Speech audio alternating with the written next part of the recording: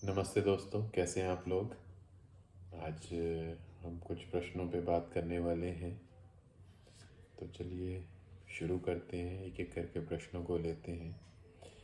पहले एक मित्र ने प्रश्न किया है कि उन्होंने करीब 3 महीने पहले ध्यान शुरू किया है और उन्होंने कहा है कि खुशवंत जी, ध्यान शुरू करने के बाद भी मेरी हालात कोई बहुत ज़्यादा सुधरे नहीं। उन्होंने इस बात का वर्णन किया है कि उन्हें बहुत ज़्यादा चिंता सता रही थी अपने भविष्य को लेकर, परिवार को लेकर और कई चीज़ों को लेकर। और पिछले कुछ समय से वो नींद की दवा लेके सो रहे थे, पर उन्हें बहुत ज़्यादा ध्यान से कोई फ़र्क नहीं पड़ा, तो वो इसी चीज़ के ऊपर बात करना चाह रहे थे। ठीक है, देखिए भाई, सबसे पहली बात तो ये समझिए,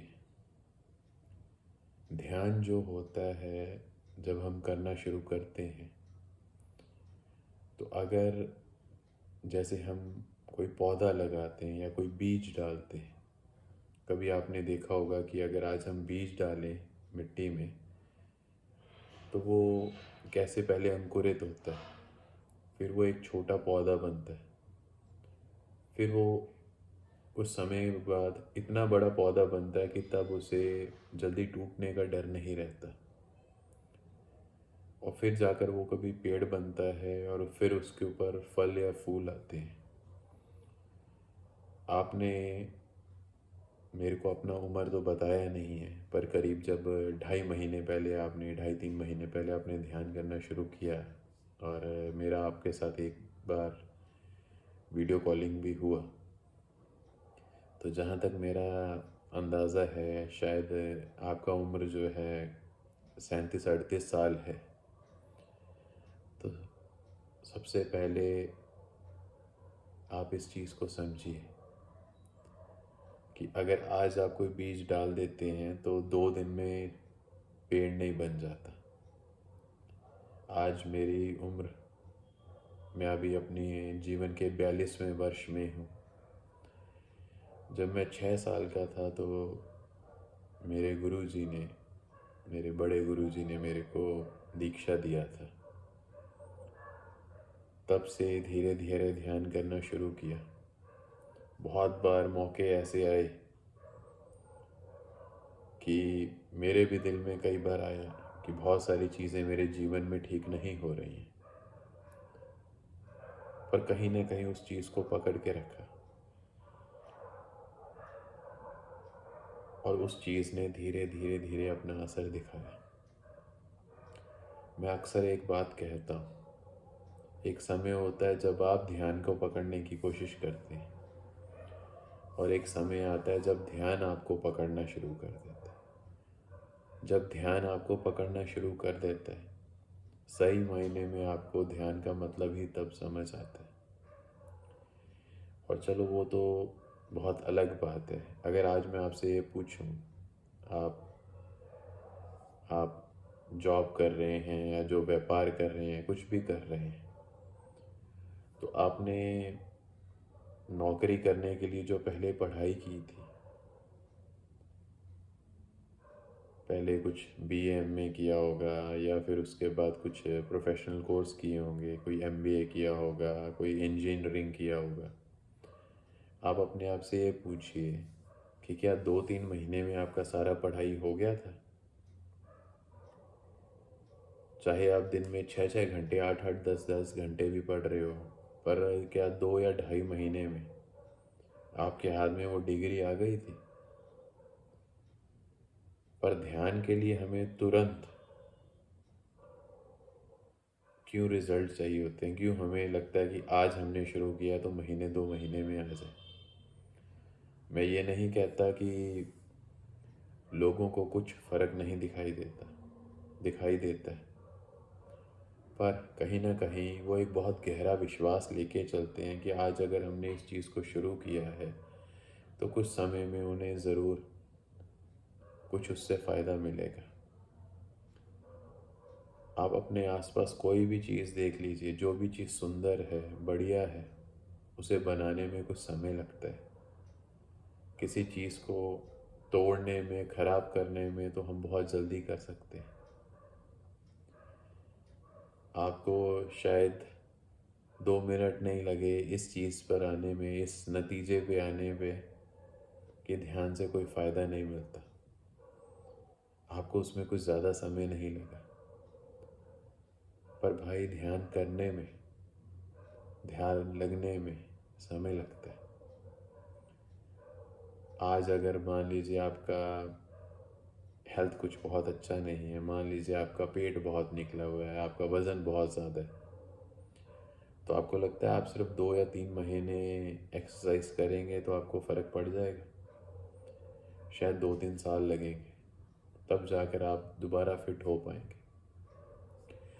तो मेरा आपको साहब यही कहना है कि कुछ सब्र रख के चलो, कुछ समय लगेगा।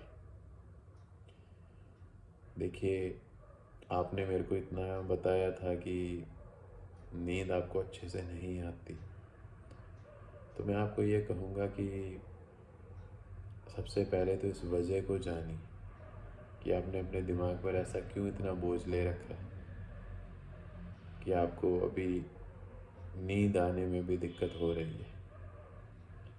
ठीक है, ध्यान तो करना ही है, ध्यान आपको शांति देगा, कुछ ठहराव देगा, पर मान लीजिए जो चीज़ें आपको परेशान कर रही हैं, अगर आप उन्हें ठीक ढंग से समझेंगे नहीं, उनका इलाज ढूंढने की कोशिश नहीं करेंगे, तो चीज़ें कहाँ से सही होंगी।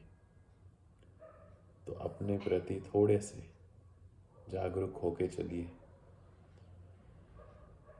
बहुत ज़्यादा जल्दबाजी मत दिखाइए, ध्यान करते रहिए। बहुत बार ये होगा कि मन टूट जाता है, हो जाता है कि नहीं करने का कोई फ़ायदा नहीं हो रहा या जो भी है, पर ऐसा नहीं है। कुछ समय दीजिए अपने आप को और चीज़ें ठीक होंगी। ठीक है। एक और मित्र हैं, उन्होंने बताया है कि वो कुछ बीमारी से जूझ रहे हैं काफ़ी समय से। बहुत खोलकर उन्होंने नहीं बताया, पर उन्होंने ये कहा है कि शायद मेरे को लगता है मेरे पास कोई बहुत ज़्यादा समय नहीं, शायद मैं ठीक भी हो नहीं पाऊँगा। देखिए साहब, मैं आपके लिए दुआ कर सकता हूँ, भगवान के आगे प्रार्थना कर सकता हूँ कि भगवान आपको तंदुरुस्ती दें, पर एक चीज़ मैं और कहूँगा, जो लोग आपको इस दुनिया में बहुत ज़्यादा तंदुरुस्त दिख रहे हैं, भरोसा तो उनका भी नहीं है कि कोई उनमें से आज सोएगा रात को तो कल सुबह वो उठेगा या नहीं उठेगा। तो आप अच्छे से इलाज करवाइए, ध्यान कीजिए और इस चीज़ को बहुत ज़्यादा अपने ऊपर हावी मत होने दीजिए। ये चीज़ जान के चलिए कि कुछ पता नहीं है कल की सुबह किसने देखनी है और किसने नहीं देखनी। डॉक्टर्स ने आपको क्या कहा, क्या नहीं कहा, आपने कुछ भी मेरे को बताया नहीं है। तो मैं ये कहूँगा कि वैसे तो ये हो नहीं सकता, पर तब भी ये कहूँगा कि 2-4 और डॉक्टरों से राय लीजिए कि वो इलाज के लिए क्या कहते हैं। थोड़ा अपना ध्यान रखिए, ध्यान करेंगे, कुछ पूजा पाठ करेंगे तो दिमाग आपका थोड़ा सा शांत रहेगा, तो उन चीज़ों का जो परेशानी है, जो कष्ट है, वो थोड़ा आप कम महसूस कर पाएंगे। बहुत बार ये चीज़ें होती हैं कि बीमारी तो जो इंसान को परेशान करती है, उस बीमारी का जो डर है वो कहीं ज़्यादा परेशान करता है। तो मैं समझ सकता हूँ आपकी पूरी बात को। शायद आपको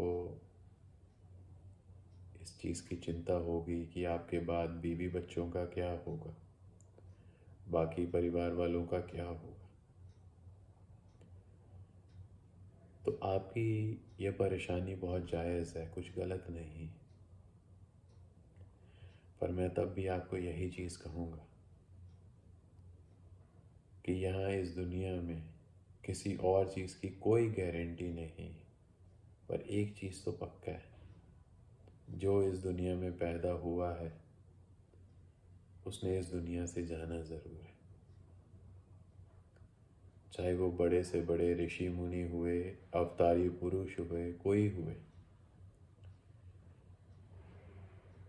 गुरु ग्रंथ साहिब में जब हमारे सिख संप्रदाय में जब किसी का देहांत होता है, तो जब हम उन लोगों का एक कहें कि एक आखिरी प्रोग्राम जो चल रहा होता है क्रिया वगैरह के बाद, तो उसमें एक पंक्ति आती है, मैं आपको वो बता रहा हूँ। वो कहते हैं, राम गयो रावण गयो, गयो सह परिवार। मतलब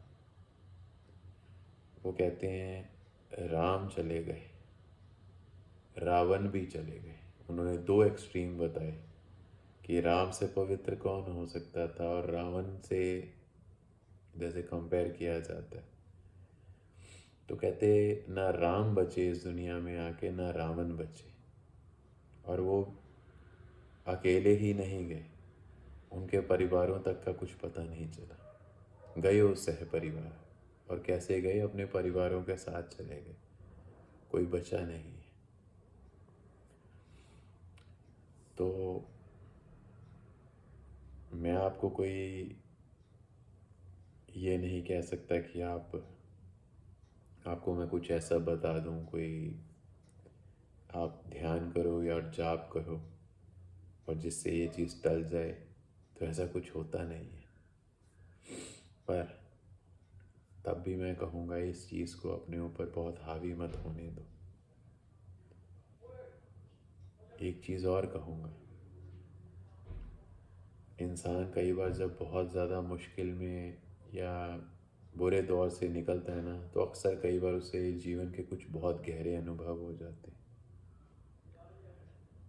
बहुत सारे लोग ऐसे हैं जिन्हें मैं मिलता हूँ, कोई 70 साल का है, कोई 80 साल का है, 85 साल का है, पर इस उम्र में भी उन्हें अभी भी बहुत सारा पैसा चाहिए, शोहरत चाहिए। वो इसी चीज़ में लगे हैं कि और कैसे प्रॉपर्टी बना लें और क्या बड़ा कर लें। तो गुरु ग्रंथ साहिब से एक चीज़ आपको और बताता हूँ। वो क्या कहते हैं गुरु साहिब? कहते हैं, बिरद पयो सूझै नहीं, काल पहुँच्यो आन, कहो नानक मन बावरे, क्यों न बजे भगवान। कहते हैं बिरद, बिरद का मतलब होता है बुढ़ापा। कहते हैं बिरद पयो सूझै नहीं, कहते जब बुढ़ापा आता है ना, तो उसे समझ नहीं रहती इंसान को। काल पहुँचियो आन, और सामने मौत आके खड़ी हो गई। फिर गुरु नानक क्या कहते हैं, कहो नानक मन बावरे। तो कहते हैं, गुरु नानक कहते हैं मन से कि अब बता, कि जो भंवरे की तरह वासनाओं के पीछे कभी इधर भाग रहा था, कभी उधर भाग रहा था। कहते, गुरु नानक कहते हैं उस वक्त इंसान अपने मन से पूछता है कि जब समय था उस वक्त भगवान की भक्ति क्यों नहीं की, उस वक्त ध्यान क्यों नहीं किया। तो मैं आपको यही कहूँगा कि आप अपना अच्छे से इलाज करवाइए, भगवान आपको तंदुरुस्ती दे। हो सके तो 2-4 और डॉक्टर्स को दिखाइए, उनकी राय क्या कहती है। और अगर भगवान ना करे, डॉक्टर्स की सभी की मत यही है कि सच में आपके पास समय बहुत कम है, तो मैं कहूँगा फिर ज़्यादा से ज़्यादा समय ध्यान में लगाइए। मान लीजिए आप बैठ के ध्यान नहीं कर सकते, तो मैं एक आपको बहुत सरल विधि बता रहा हूँ जो भगवान बुद्ध करवाते थे। आप अपने बेड पर ही शांति से लेट सकते हैं आंख बंद करके, और अपनी श्वास को आते जाता हुआ देखिए। ये श्वास को देखिए जब अंदर जा रही है, कहाँ से होते हुए कहाँ नाभि तक पहुँच रही है, फिर वापस जा रही है। तो आप अपनी श्वास को देखिए। सीधा अगर आप नहीं भी बैठ पाते, ज़्यादा देर नहीं बैठ सकते, कुछ भी जाप नहीं कर सकते, तो सिर्फ कोशिश कीजिए अपनी श्वास को आते जाते देखते रहिए। और अगर आपने श्वास को पकड़ लिया कहीं गहरे से, तो आपको भगवान शायद कृपा करे, आपको एक मुक्ति का द्वार मिल जाएगा। मैंने कुछ समय पहले एक बात सुना था, कर्नाटक में किसी एक इंसान के साथ ऐसा हुआ था कि वो सब्जी बेचते थे, बहुत गरीब इंसान थे। उन्हें कुछ ऐसी बीमारी हो गई कि उनके जो परिवारजन थे वो उन्हें अस्पताल में भर्ती करा गए। और जब परिवार वालों को ये पता चला कि इनके बचने की कोई उम्मीद नहीं है, तो वो उन्हें मरने के लिए वही सरकारी अस्पताल में छोड़कर भाग गए। और वो कहते हैं कि जब इंसान को मौत इतनी गहरे से सामने दिख रही थी, और जब उसे ये महसूस हुआ कि मेरे बच्चे, मेरी बीवी, सभी लोग मेरे को छोड़ के भाग गए, तो एक तरफ से वो पूरी तरह से हताश हो गए। पर उन्होंने कहीं ना कहीं इस चीज़ की होश को संभाल के रखा कि जितना भी समय मैं बिस्तर पे हूँ, जितने भी मेरे श्वास लिखे हैं, तो मैं कोशिश करूँ मैं ध्यान करूँ। तो कहते हैं उन्होंने वो सारा समय जो था वो अपनी श्वास को आते जाते देखते ही रहते थे। और कुछ भगवान की ऐसी करनी हुई, कुछ चमत्कार हुआ कि इलाज हुआ और वो ठीक हो गए। पर जब इलाज होकर ठीक होकर जब वो घर वापस पहुँचे या कहीं दुनिया में वापस आए, तो उनका एक पूरा नज़रिया बदल चुका था। उन्हें कुछ ध्यान के इतने गहरे अनुभव हुए थे कि वो एक अलग इंसान ही हो चुके थे। तो मेरा कहने का आपको मतलब यही है कि जो कुछ भी आपके सामने है, कोशिश कीजिए कि आप उससे बेहतर क्या निकाल सकते हैं। बस इतना कह के मैं आपसे और बाकी सभी दोस्तों से इजाज़त चाहता हूँ। नमस्कार।